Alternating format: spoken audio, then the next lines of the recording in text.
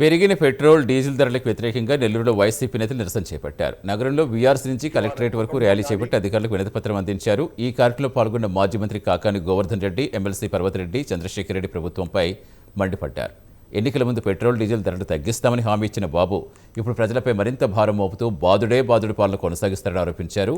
VAT తగ్గిస్తామని మేనిఫెస్టోలో ప్రకటించిన చంద్రబాబు ఇప్పుడు ఆ హామీలపై ఒక్క మాట కూడా మాట్లాడకపోవడంపై ఆగ్రహం వ్యక్తం చేశారు. పెరిగినటువంటి నేపథ్యంలో ఈరోజు మీరు దానికి సంబంధించి మీరు ఏదైతే వ్యాట్కి సంబంధించి సర్దుబాటు చేసుకుంటారా, లీటర్కి 4 రూపాయలు వసూలు చేసే దాంట్లో సర్దుబాటు చేసుకుంటారా, రూపాయి రోడ్ సెస్లో సర్దుబాటు చేసుకుంటారా, సామాన్యుడి మీద భారం పడనీయకుండా చూడవలసినటువంటి బాధ్యత ఈ ప్రభుత్వం మీద ఉంది. దీని ద్వారా రవాణా ఛార్జీలు పెరుగుతున్నాయి, నిత్యావసర ధరలు పెరుగుతున్నాయి, అన్ని రకాల ప్రజలు ఇబ్బంది పడేటువంటి పరిస్థితులు ఉన్నాయి. కాబట్టి మీరు అందరూ ఏమో పొదుపు మంత్రం అని చెప్పి పొదుపు మంత్రం చెప్పిస్తా మా దగ్గర ఎక్కడా కూడా కాన్వాయిలు తగ్గించేసామని చెప్పి ప్రధానమంత్రి గారి దగ్గర నుంచి ముఖ్యమంత్రి గారి దాకా, ఉప ముఖ్యమంత్రి దాకా, లోకేష్ దాకా ఈరోజు మేము కాన్వాయిలు తగ్గించుకుంటున్నామని చెప్పి ప్రజలకు రోజు భ్రమలు కల్పిస్తూ మీరు మాత్రం ప్రత్యేక విమానాల్లో షికారులు చేస్తున్నారు. కాబట్టి ఇది ఏ విధంగా పొదుపు అని చెప్పి ఆలోచించాలి. సామాన్యుడికి, పేదవాడికి పొదుపు. ఎందుకంటే చంద్రబాబు నాయుడుకి ఒక అలవాటు ఉంది, ఏదైనా తనకు వర్తించదు.